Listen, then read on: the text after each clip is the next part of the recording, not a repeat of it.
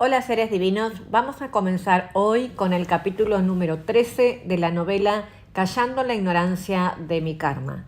Si has llegado hasta aquí y no sabes de qué se trata esta cuestión, ¿sí? Te comento, mi nombre es Macarena Britos, soy medium de nacimiento y esta novela la escribí hace muchos años en realidad la escribí para dejarla para mis hijos, para personas que le interesarían cuando yo ya no estuviera en este mundo, que era lo que realmente yo había vivido, ¿sí? Porque yo no hablaba. Entonces mi forma de expresión era escribir. Hoy ya hace muchos años de eso y les estoy leyendo con mi propia voz la historia que viví, ¿no? Y la idea es que luego de terminar esta novela hagamos muchos videos explicando circunstancias que no van a ser entendidas por ustedes, obviamente, ¿sí? Muy bien, dije que no iba a hacer prólogo y no voy a hacer prólogo, así que vamos directo con el capítulo 13. Bueno, luego del capítulo 12, donde Victoria Montserrat estuvo muy pícara, ¿sí? Muy traviesa, estuvo como Casanova descubriendo nuevos horizontes, comienza este capítulo 13. Dice, el ataque de lo que no se ve. La época de rebeldía llegaba a su desenlace final. Las fantasías de intimar con los preservativos se me agotaron, y no por remordimiento, sino porque estaba intentando ser lo que no era, y eso es imposible de mantener en el tiempo. Lo probé, quería portarme muy mal y lo hice, pero las máscaras se usan en el carnaval y yo vivía una vida a cara descubierta. Esa faceta sin dudas me abrió muchísimo la mente y me hizo una mujer más fuerte, más madura y para nada sumisa a la voluntad de los demás. Pero por alguna razón que no logro recordar, regresé poco a poco a mi acostumbrada vida de antes. Me encerraba en el mundo, vivía en un cuarto leyendo, tenía muchísimo dolor de cabeza todo el tiempo y ese perturbador zumbido en los oídos. Había pasado ya 2 años del tratamiento con la señora Miriam y todo parecía que retrocedía al viejo punto de partida. Cuando lograba salir un poco a la calle por alguna obligación maternal, caminaba con la cara casi pegada al piso, los ojos apenas abiertos y en lo posible tapándome los oídos. No lograba en aquel entonces soportar el murmullo existente. Me parecía como si siempre hubiese algo al acecho esperando a que yo bajara la guardia para abrir nuevamente esa ventana de par en par y así dejarme invadida del frío nuevamente. Entonces, nuevamente me vi atada de manos frente a esos síntomas impredecibles. Un día no podía caminar, otro día padecía intensas migrañas que no se aliviaban ni con el calmante y analgésicos más potentes, otros días no podía mover una pierna, otro día sentía que me ahogaba y otro día sentía que me caía a un infinito desde lo más alto. Y las sensaciones no eran simples emociones mentales, sino que eran físicas. O sea, sentía como que me estaba muriendo en un océano, ahogada, sentía como que me ahorcaban, sentía como, bueno, muchas circunstancias similares a esa. Entonces, sin duda alguna, llevaba una vida quizá bastante desequilibrada mentalmente, pero en realidad mi comportamiento, mis actitudes o lo que yo sentía no cuadraba al 100% con ningún criterio de diagnóstico médico o psiquiátrico. A ese punto llegué en esa época y estaba clara, muy claro estaba para mí y para mi familia, de que la única salida era la parte espiritual. Y por otra parte me había dado cuenta que ya me había divertido lo suficiente y que no podía darme el lujo de continuar pasiva. Entonces comencé a acercarme a una iglesia en la ciudad de Montevideo, capital del Uruguay, y busqué una pastora que era muy renombrada en su tiempo, a quien yo creí que era una persona sensible y le conté mi situación. Ella de inmediato me comentó que nunca debía solicitar ayuda psicológica y mucho menos psiquiátrica, y menos de personas que no pertenecían a los caminos de Dios, porque yo, según ella, haciendo eso iba a pervertir mi alma santa. Bueno, ahí justamente comencé a chillar como gata mojada, quizá por tanta frustración ante su prepotencia, y sé que le contesté un poco desencajada y sin pudor alguno de que lo que me estaba diciendo, que yo tenía que cuidar mi vida santa o mi alma santa, encerrada en una iglesia rezando sin salir al mundo, no era lo que yo consideraba normal hacer. Y que también le dije que carecía de la humildad necesaria para admitir que quizá la ayuda que yo necesitaba no la podía darme ella. Y ese día, su egoísmo a mí me hizo darme cuenta de que ese no era el camino, o por lo menos no con esas iglesias o ese tipo de religiones tan encadenantes. En ese entonces supe que la religión mal encausada genera más daño que el hecho de ser ateos. Asimismo, la falsa fe, revestida de pureza y acomodada en cultos y rituales, no era más que cuevas oscuras que a mí no me permitían desarrollar mi propia inteligencia o tomar mis propias decisiones. Y ni que hablar de cuestionar lo que me estaban enseñando. Quizá en ese entonces aprendí a que debería andar por mí misma, al final de cuentas, porque nadie más era dueña de mis decisiones que yo misma. Y eso fue lo que elegí hacer. Por eso continué buscando sanidades alternativas, con lo cual en esa época encontré un señor que realizaba Reiki. Es una práctica espiritual budista donde la imposición de manos se usa como forma de medicina alternativa. Básicamente me debía transferir energía con las palmas de sus manos para otorgarme una autosanación y equilibrio. Además del Reiki, ese señor aplicaba la cartomancia y yo quería averiguar si algún día lograría desatar un poco el nudo de mis tantas ignorancias. Por eso marqué una cita y me encaminé a dichas secciones acompañada de mi mamá Gema. Era en el mismo barrio donde vivíamos, así que fue rápido llegar. Ya no tenía más nada que perder. Por consiguiente, me daba igual dónde buscar la ayuda. Me fui confiada e impaciente a conocer al reikista, muy consciente del pecado que suponía conocer mi propio futuro, según los años de enseñanza religiosa. Pero me encantó pecar sin culpa. Llegó el día del encuentro y conocí al Señor. Era bien bajo de estatura, de aspecto rígido y al mismo tiempo muy profesional. Nos habló de lo que se trataba el Reiki y comenzó a tirar las cartas de tarot en una mesa redonda. Junto tenía una vela prendida que le daba un aspecto sacramental al lugar. De fondo se escuchaba una música instrumental muy relajante y en el aire un aroma a incienso a canela.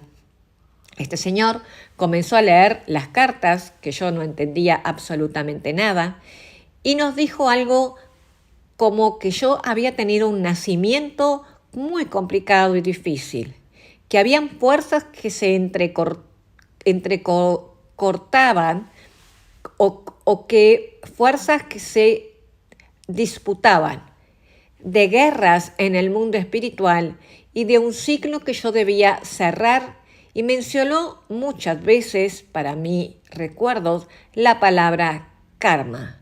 Aunque no entendimos mucho qué fue lo que quiso decir en aquel entonces mi mamá y yo. Y ahí fue cuando dijo algo muy raro y me miró a los ojos y dijo: «Te vas a volver a casar», expuso sin dejar de mirar las cartas sobre la mesa. «Y no solo te vas a casar, sino que vas a ser muy feliz en ese matrimonio, porque te vas a casar por amor». Me parece un poco loco que me diga eso, siendo que apenas puedo salir de mi casa, le contesté. Yo no te estoy diciendo que eso vaya a pasar ahora, solo digo que todo está escrito en las estrellas o en el destino, como te guste llamarlo, y aquí lo veo muy claro. Es un hombre no muy alto, tiene mucho cabello negro, y lo que veo es que te va a esperar en muchos aeropuertos, o se van a esperar mutuamente ambos, porque veo que viajan mucho. No sé si es para reencontrarse o es que viajan por negocios, porque también veo a su lado muchas cartas de oro, que significa que a su lado tendrás una vida plena y con todo lo financiero cumplido. O es que ambos quizás estén bien en lo económico, pero veo sí un hombre y muchos viajes a tu lado. Fue cuando le contesté mirándole muy seria y le dije, a ver, señor, por favor, yo no vine para que me hable de amor y de esas estupideces. ¿O acaso no ve mi estado calamitoso? Por favor, no me haga reír. Necesito que me tome en serio. Yo ya no creo en el amor, y mucho menos creo en maridos ricos que me solucionen la vida. Yo voy a hacer la vida sola y a mi manera, le contesté. Bueno, no te enojes, yo no te estoy mintiendo. Si lo hago nunca volverías y a mí me interesa que regreses y que me recomienden con tus amigas. Pero decime una cosa, ¿qué haces con las manos? ¿Te gusta el arte? ¿Pintás? ¿Escribís?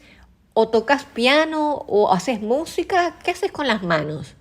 Ah, ok, ya vi. Te gusta escribir, ¿verdad? Sí, ahí sí, eso es cierto. Estoy escribiendo unas historias, siempre escribo desde pequeña. Y también estoy escribiendo mi propia historia, que por lo pronto no tengo final ni certeza de nada, pero les estoy escribiendo para mis hijos cuando sean grandes y yo ya no esté en este mundo, le contesté.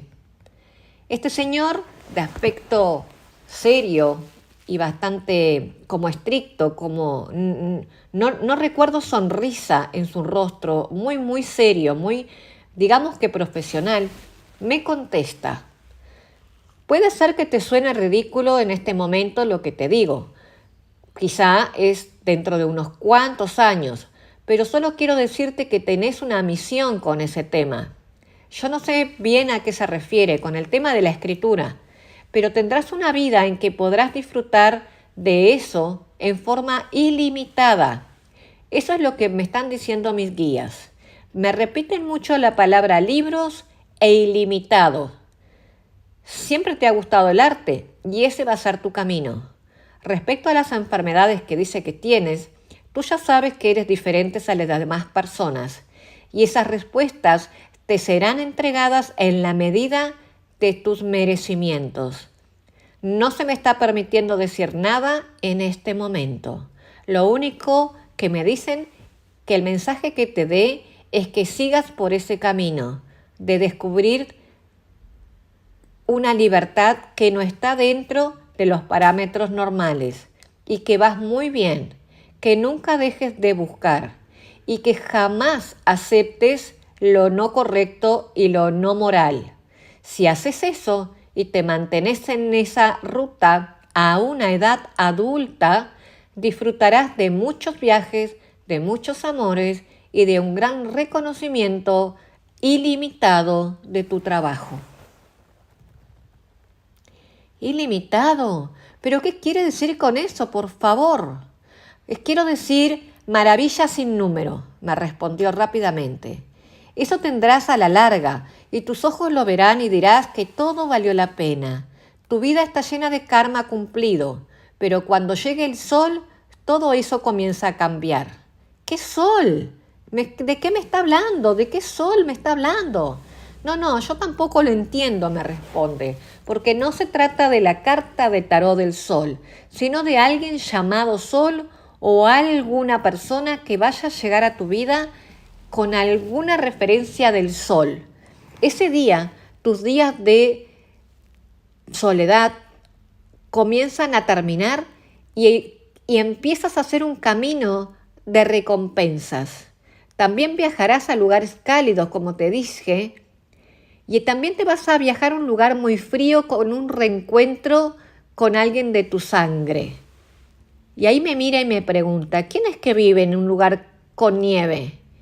Y le contesto, mi hermana Natacha vive en Canadá, pero nosotros no nos hablamos hace muchos años, hace más de 10 años que no nos hablamos. Ah, pero lo harán, porque ustedes nacieron ser una para la otra y en su momento se volverán a juntar y volverán a ser lo que fueron antes, pero con mucha más sabiduría. Y ahí terminó sus predicciones. Sus predicciones me parecieron tan ridículas que casi me puse a dar carcajadas ante semejante utopía, pero por educación me contuve. Por dentro me burlé de esas barbaridades de volver yo a casarme y de volver a viajar. Sentí que era como una completa tomada de pelo hacia mi persona, ya que yo en aquel entonces no lograba ni siquiera ir al supermercado para comprar las cosas para mis hijos. Igual me mantuve callada, sintiendo que se me estaba tomando el pelo y burlándose un poco de mi desasosiego. Al finalizar la ronda de las predicciones, me llevó a una camilla donde me recosté. La forma de iniciar su tratamiento me resultó muy similar a la que me había realizado la psíquica Miriam y sus piedras, con la diferencia de que por unos 15 minutos ese señor fue pasando sus manos por mi cuerpo, siempre sin tocarlo, a una distancia de unos 10 centímetros aproximadamente. Cuando llegó sus manos a mi cabeza, ahí sí que comencé a sentirme tan mal que me levanté de un solo golpe hasta que con violencia y le pedí a mi mamá que me sacara urgentemente de ese lugar. Ese acercamiento a la zona de mi cara fue algo que me destabilizó por completo. Era como si en ese momento estuvieran molestando a una cueva de cucarachas que estaban ahí por años y que comenzaron a salirme por los oídos, por la nariz y por la boca. La sensación fue asquerosa, horripilante, no lo pude resistir y sencillamente huí. Parecía que en todos esos años, en vez de aniquilar a esos bichos o al monstruo que entraba por la ventana, yo lo estaba alimentando más y ahora el ataque era mucho más fuerte.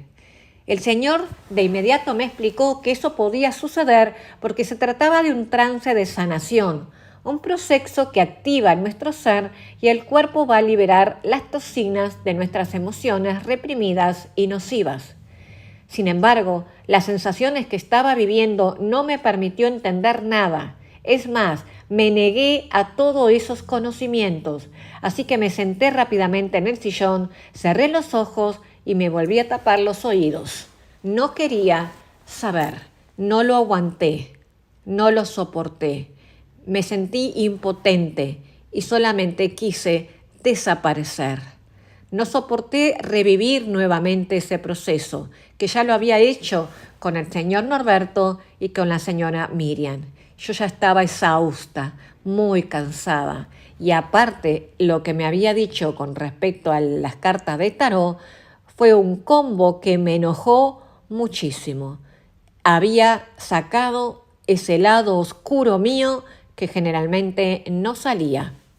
Viéndome en ese estado, mi mamá Gema llamó rápidamente un taxi por teléfono, al cual subí sin mirar nada. Y cuando llegamos a casa, corrí hacia mi dormitorio, me coloqué mi acostumbrada ropa cómoda, recogí mis cabellos, me lavé la cara sucia por las lágrimas que me bajaban en silencio, apagué la luz y me acosté a dormir en plena hora de sol y de vida. Y así pasé los siguientes días, en posición fetal, tratando de resignarme a mi destino, porque no me quedaba más opciones para pedir ayuda.